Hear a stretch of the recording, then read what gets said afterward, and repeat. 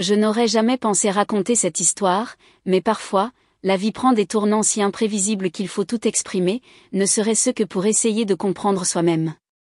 Je m'appelle Mélissa, j'ai 35 ans, et j'ai connu plus de joie et de douleur que je ne l'aurais jamais cru possible.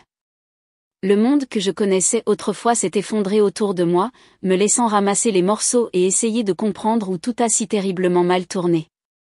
Permettez-moi de commencer par le commencement. Il y a 1 an, j'ai finalisé mon divorce avec Richard, mon ex-mari. Malgré ce que vous pourriez penser, nous avons réussi à maintenir des relations civilisées. Richard était, et reste, un homme riche, et il a été généreux dans le cadre de notre accord. Il m'a laissé notre grande maison de banlieue où je vis avec notre fils, Tommy, et un appartement en ville qui génère des revenus constants de location. La maison est magnifique, avec une vaste cour arrière où Tommy adorait jouer, et l'appartement est idéalement situé, ce qui garantit que je n'aurai jamais à me soucier de trouver des locataires. Maman, quand papa va-t-il venir nous rendre visite, me demandait Tommy presque tous les jours, ses grands yeux bleus remplis d'espoir et d'innocence. Il avait 6 ans, malgré le divorce, Richard restait une présence constante dans sa vie. Ce week-end, chérie, tu te souviens? Il a promis de t'emmener au parc, répondais-je, reconnaissante qu'au moins cette partie de notre famille brisée fonctionnait encore. Richard venait tous les samedis matins, sa voiture de luxe entrant dans notre allée exactement à 9h, il n'était jamais en retard. Tu fais du très bon travail avec lui, Mel, m'a dit Richard un jour après avoir laissé Tommy. Je sais que ce n'est pas facile, mais tu le gères mieux que quiconque. Ma propre situation familiale était complexe. Mes parents ont divorcé quand j'avais 3 ans, et ma mère s'est remariée très rapidement. Je me souviens encore de la confusion d'avoir soudainement un nouvel homme dans la maison qui se faisait appeler mon père. 1 an plus tard, elle a eu Jessica, ma demi-sœur. En grandissant, Jessica et moi n'avons jamais été proches.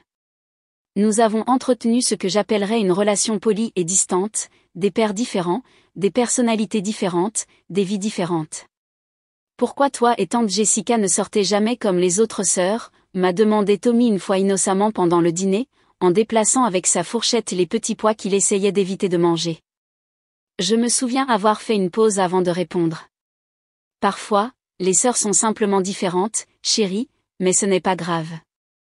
De même que tu ne veux pas toujours jouer avec tous les enfants de ta classe. Mais elle ne vient jamais à mes anniversaires, a-t-il fait remarquer, finissant par mettre une cuillère de petits pois dans sa bouche. Jessica est très occupée avec sa propre vie, ai-je expliqué, bien que la vérité soit plus complexe. Jessica a toujours semblé ressentir notre dynamique familiale, surtout après que mon père ait continué à me soutenir financièrement pendant mes études universitaires tandis que son propre père luttait pour joindre les deux bouts. Si seulement j'avais su alors comment ces différences allaient déchirer notre famille. En regardant en arrière maintenant, je peux voir les signes avant-coureurs, les subtils gestes de mépris lorsqu'elle mentionnait ma nouvelle voiture, les compliments indirects sur mon mariage fortuné avec Richard, la façon dont elle devenait soudainement occupée chaque fois que je l'invitais à des réunions de famille chez nous. Ta sœur est juste jalouse, me disait souvent mon amie Sarah. Certaines personnes ne supportent pas de voir les autres réussir.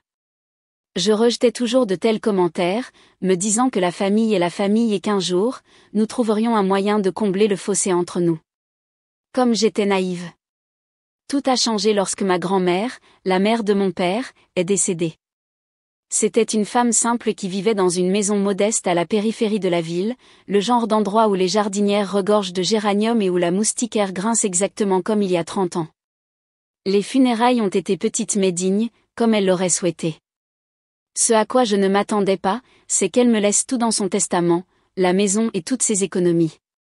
Je ne savais même pas qu'elle avait des économies. Ta grand-mère a toujours eu un faible pour toi, m'a dit mon père aux funérailles, les yeux rouges tandis que nous étions au cimetière. Elle adorait que tu lui rendes visite tous les dimanches avec Tommy, même après le divorce. Elle me disait souvent, cette fille a bon cœur, comme son père. J'aimerais juste que Tommy ait pu passer plus de temps avec elle, ai-je répondu, regardant mon fils déposer un petit bouquet de marguerites sur sa tombe. Il les avait lui-même cueillies dans notre jardin ce matin-là. Maman, l'arrière-grand-mère est maintenant au paradis, a demandé Tommy, glissant sa petite main dans la mienne. Oui, chérie, et je parie qu'elle est déjà en train de préparer ses célèbres biscuits aux pépites de chocolat Lao. J'étais encore en train de traiter cet héritage lorsque mes parents m'ont appelé chez eux pour ce qu'ils ont appelé une importante discussion familiale. Au moment où je suis entrée, j'ai pu sentir la tension dans l'air. La maison sentait le ragoût de bœuf caractéristique de ma mère, mais le confort familial du foyer était assombri par une atmosphère de confrontation indéniable. Ma mère m'a fait asseoir à sa table de cuisine, la même où nous avions eu d'innombrables dîners de famille. Les griffures des années d'adolescence de Jessica étaient encore visibles sur le bois, des rappels permanents de l'histoire familiale. « Tu aimerais un peu de café ?» a demandé ma mère, me servant déjà une tasse dans la tasse que je savais être ma préférée. « Nous devons parler de la maison de ta grand-mère » a-t-elle commencé, sa voix adoptant ce ton particulier dont j'avais appris à me méfier depuis mon enfance. « Qu'est-ce qui se passe ?» ai-je demandé, déjà sur la défensive. J'ai enveloppé mes mains autour de la tasse chaude, me préparant. « Eh bien » a interrompu mon beau-père, se penchant en avant sur sa chaise qui a craqué sous son poids, « tu dois admettre que tu as maintenant pas mal de biens, la maison de Richard, l'appartement locatif et maintenant ça. » Il a laissé les mots flotter dans l'air, lourds d'implications. J'ai observé ma mère hocher la tête, ses ongles parfaitement manucurés frappant sa propre tasse de café à un rythme qui m'a donné des frissons. Jessica a eu du mal, tu sais, a poursuivi ma mère, sa voix adoptant ce ton persuasif qu'elle avait perfectionné au fil des ans. Elle loue ce petit appartement depuis des années. Il n'est vraiment pas plus grand qu'un placard, et avec son salaire à la mairie, eh bien, tu sais comment sont payés les emplois gouvernementaux. Je suis restée assise en silence en observant la vapeur qui s'élevait de mon café intact. Nous pensions, eh bien, ne serait-il pas juste que tu lui donnes la maison de ta grand-mère ? Ma mère a tendu la main à travers la table pour me donner une tape dans la main. Après tout, tu as été tellement bénie, Mélissa, et Jessica, elle a eu beaucoup de mal. Après tout, a ajouté mon beau-père avec ce qu'il pensait probablement être un sourire persuasif, ce n'est pas comme si c'était une propriété particulièrement précieuse. Tu ne perdrais vraiment pas grand-chose, et pense à ce que cela signifierait pour ta sœur. Je suis restée assise là, abasourdie par leur audace, mais aussi en sentant une culpabilité familière s'emparer de moi. Il est vrai que j'avais plus que Jessica, et la maison n'était pas particulièrement précieuse. Le poids de leurs attentes m'a opprimée comme une force physique. Avez-vous parlé de cela avec Jessica ? Ai-je demandé, sachant déjà la réponse par la façon dont ils ont échangé des regards. Eh bien, nous voulions d'abord te parler, a dit rapidement ma mère, mais elle a tellement souffert ces derniers temps, tu sais, elle a rompu avec ce petit ami, celui de la banque. Je ne le savais pas. Je me suis rendu compte avec un sursaut que je savais très peu de choses sur la vie de ma sœur ces derniers temps. Quand avons-nous eu une vraie conversation pour la dernière fois ?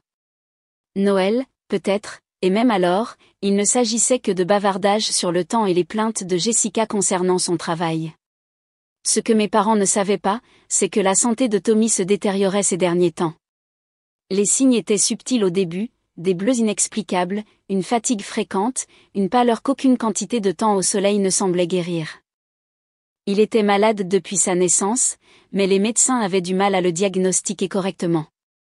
Il continuait à dire que c'était juste un enfant délicat, que certains enfants mettent plus de temps à développer leur système immunitaire. Mais l'intuition d'une mère me disait que quelque chose n'allait pas. Ce n'est qu'à ces 6 ans que nous avons reçu la nouvelle dévastatrice, un cancer du sang. Je me souviens être restée assise dans le bureau du docteur Martinez, les murs recouverts de dessins joyeux d'enfants qui semblaient se moquer de la gravité du moment. Les tests sont concluants, a dit doucement le docteur Martinez, faisant glisser les résultats à travers son bureau. C'est une leucémie lymphoblastique aiguë. Je sais que c'est accablant, mais nous devons commencer le traitement immédiatement. J'ai serré la petite main de Tommy, essayant de rester forte. Quelles sont ses chances ? Chaque cas est différent, a-t-elle répondu de manière évasive, mais ses yeux m'ont dit plus que ses paroles. Nous constatons des tendances préoccupantes dans ces derniers tests. Le traitement ne fonctionne pas aussi bien que nous l'espérions. Les mois suivants sont devenus un flou de visites à l'hôpital, de séances de chimiothérapie et de nuits passées à dormir sur des chaises inconfortables près du lit de Tommy. Richard, malgré notre divorce, était là à chaque étape du chemin, Tout ce dont vous avez besoin, quoi qu'il en coûte, disait-il, son comportement d'affaires habituel se fissurant chaque fois que la maladie de Tommy était évoquée. Je m'assurerai qu'il reçoive le meilleur traitement possible. J'étais tiraillée entre les visites à l'hôpital, le travail et maintenant cette pression familiale concernant la maison. C'est peut-être pour cela que j'ai cédé si facilement lorsque mes parents ont suggéré de donner la maison à Jessica.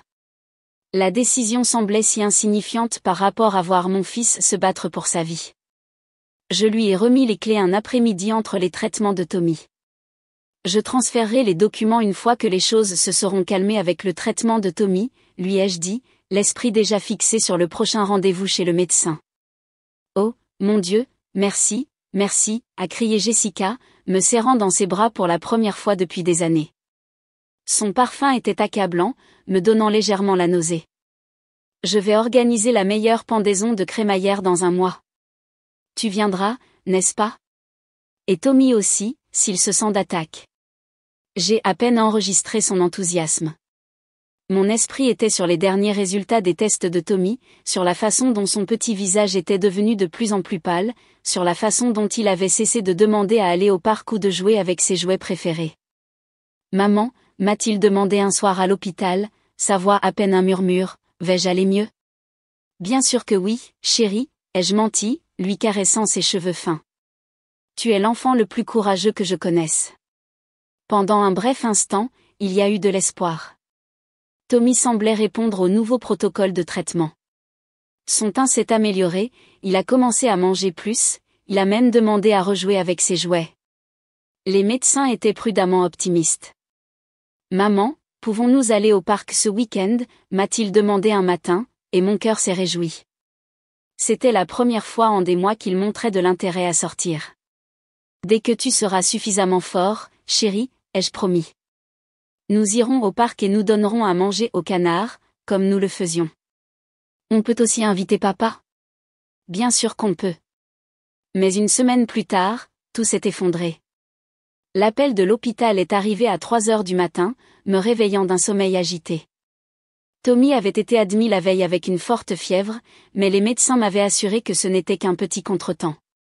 Madame Peterson, vous devez venir à l'hôpital immédiatement. L'état de Tommy s'est considérablement détérioré.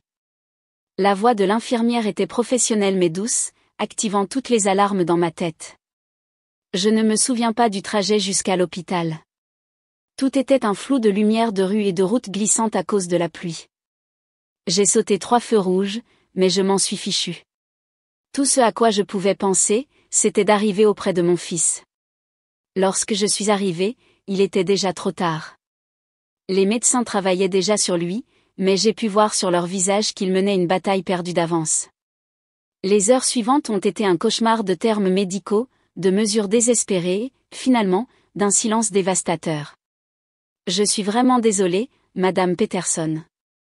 Nous avons tout fait ce que nous pouvions, la voix du docteur Martinez s'est brisée en annonçant la nouvelle.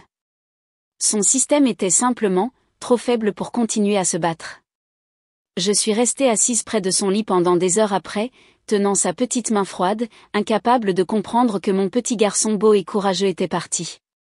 Le soleil se levait lorsque Richard est arrivé, le visage cendré. Mel, a-t-il murmuré, me serrant dans ses bras. Oh, Dieu, Mel. À travers mon brouillard de douleur, j'ai réussi à envoyer un SMS à Jessica, Tommy est mort. Funérailles dans 3 jours. Sa réponse est arrivée 5 minutes plus tard, ok. Ce seul mot, en minuscule, sans émotion, sans condoléances, sans reconnaissance que son neveu, un enfant qu'elle connaissait depuis sa naissance, venait de mourir. Lorsque j'ai appelé ma mère 1 heure plus tard, sa réponse a été encore plus choquante. J'ai dû me soutenir contre le mur pendant que je composais le numéro, ayant besoin d'entendre la voix de ma mère, ayant besoin du réconfort qu'une mère seule pouvait apporter. Oh, oui, Jessica nous l'a dit, a-t-elle dit, sa voix distante et distraite. Écoute, chérie, concernant les funérailles, nous ne pourrons pas y assister.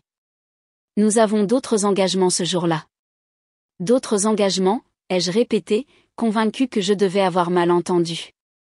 Le monde a semblé se pencher sur son axe. Oui, la pendaison de crémaillère de Jessica a lieu ce jour-là, et je lui ai promis de l'aider à préparer. Tu comprends, n'est-ce pas? Ces choses demandent beaucoup de travail, et nous avons déjà invité tout le monde. Ce serait gênant de reporter. Je n'ai pas compris. Je ne pouvais pas comprendre. Le monde avait cessé d'avoir un sens au moment où le cœur de Tommy a cessé de battre, mais cela, c'était au-delà de la compréhension. Comment ma propre mère pouvait-elle choisir une pendaison de crémaillère plutôt que les funérailles de son petit-fils? Mes mains tremblaient tandis que je composais le numéro de Jessica. À quoi penses-tu, diable? Ai-je exigé dès qu'elle a répondu au téléphone, celui-ci glissant presque de mes mains tremblantes. Pourquoi organises-tu ta fête le jour des funérailles de Tommy? Parce que c'est le jour où je veux le faire, a-t-elle répondu, sa voix froide et pratique.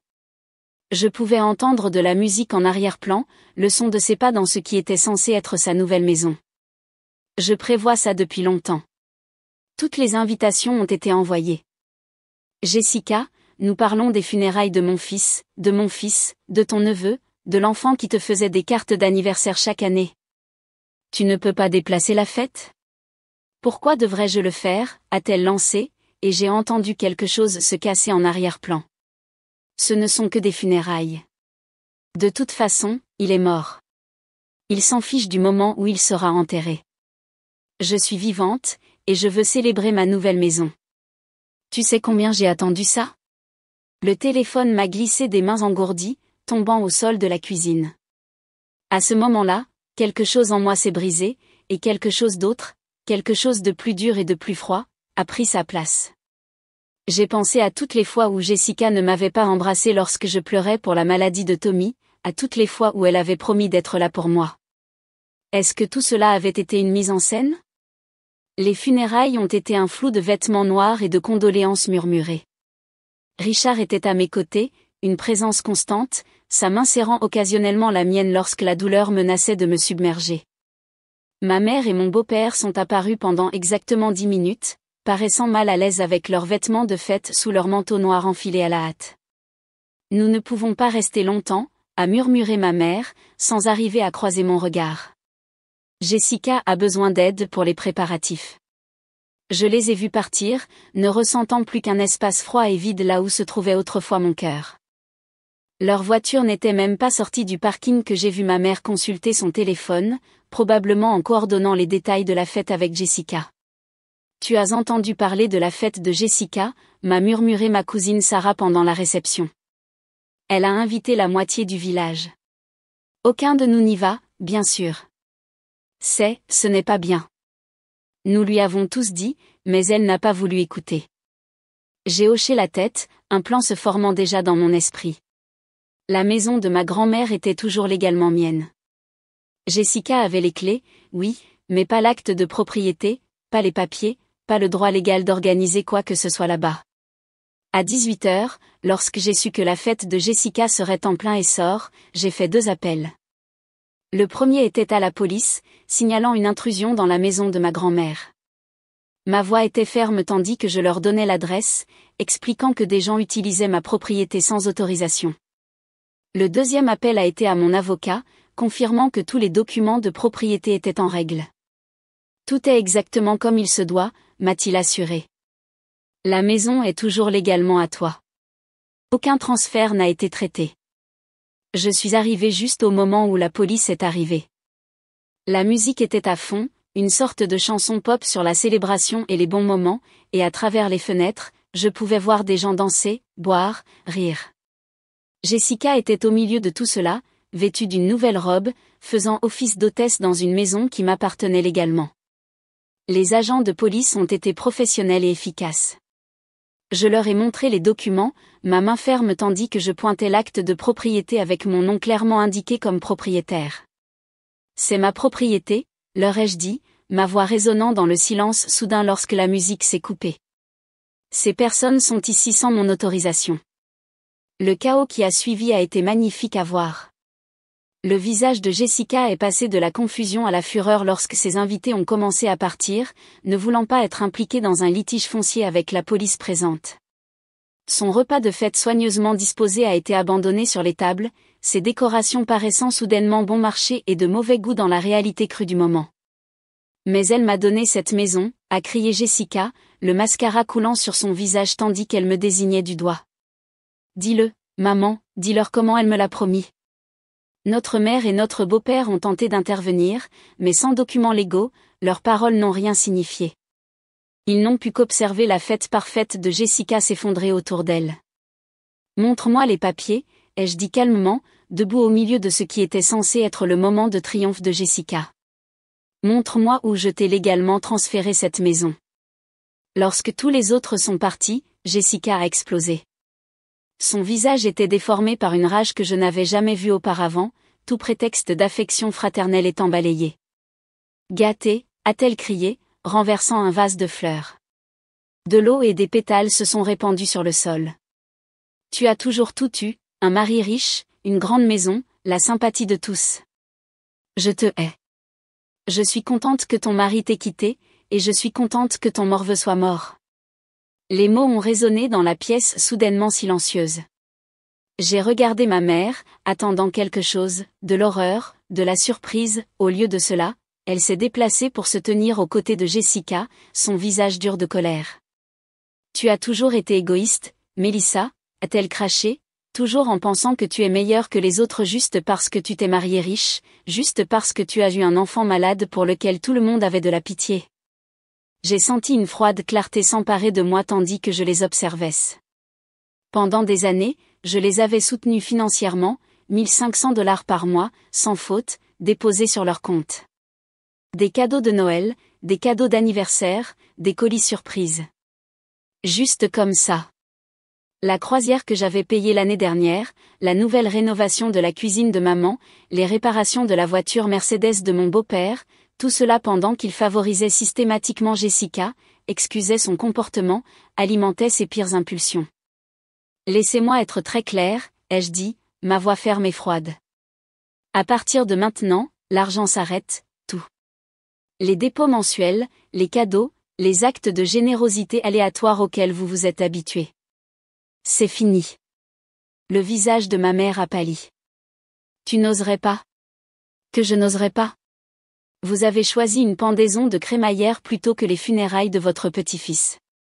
Vous défendez la personne qui vient de célébrer la mort de mon fils. Regardez-moi.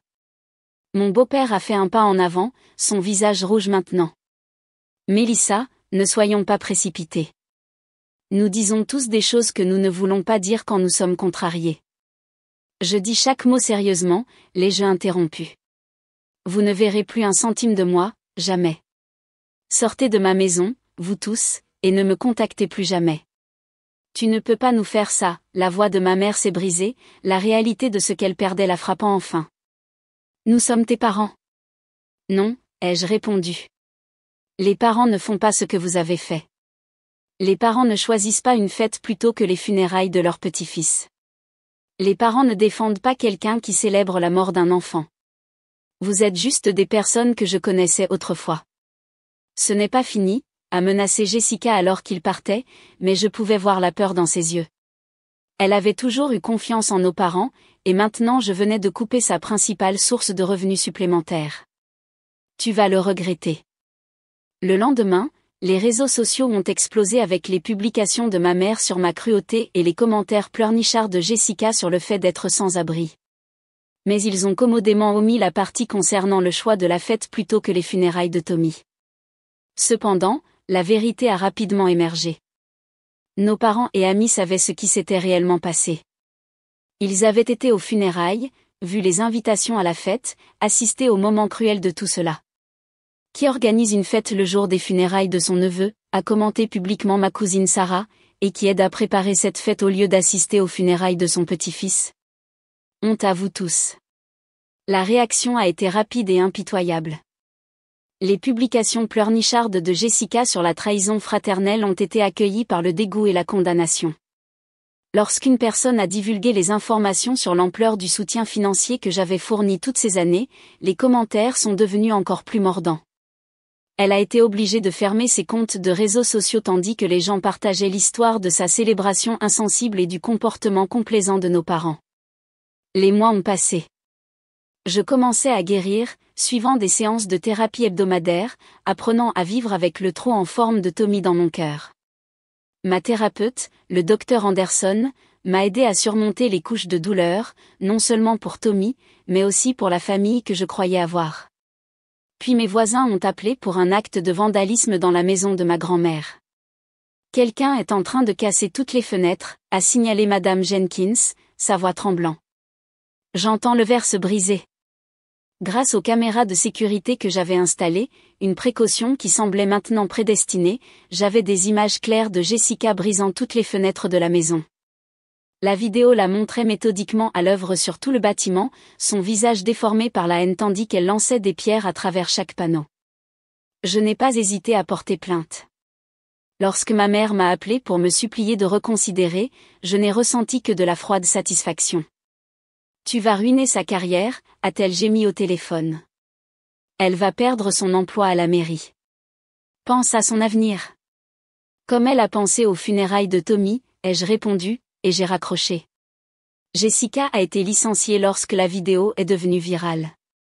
Le tribunal lui a ordonné de payer des amendes et des dommages importants. La dernière fois que j'ai entendu parler d'elle, elle est au chômage et vit avec nos parents, sa position prestigieuse à la mairie n'étant qu'une autre victime de sa propre haine. Certains pourraient qualifier cela de cruel, mais je ne ressens aucun remords. Chaque fois que je visite la tombe de Tommy, je me souviens des paroles de Jessica à propos de mon morveux et de sa fête le jour de ses funérailles. Certaines choses sont impardonnables. Hier, ma thérapeute m'a demandé si je pensais un jour me réconcilier avec ma famille. Ce ne sont plus ma famille, ai-je répondu, regardant par la fenêtre de son bureau l'arbre de printemps qui commençait à fleurir. La famille ne fait pas ce qu'ils ont fait. J'apprends à revivre, un jour à la fois. Tommy m'a appris l'amour inconditionnel, le genre d'amour qui persiste même lorsque votre cœur est brisé. Jessica m'a appris la haine inconditionnelle, le genre de haine qui consume tout ce qu'elle touche. Et j'ai appris que parfois, la famille dans laquelle vous naissez n'est pas la famille avec laquelle vous finissez. Tandis que je suis assise dans ma maison tranquille en regardant les photos de Tommy, je sais que j'ai pris la bonne décision. Certains ponts, une fois brûlés, devraient rester des cendres. Et parfois, la seule façon d'honorer la mémoire de ceux que nous avons perdus est de rompre les liens avec ceux qui ont déshonoré leur décès.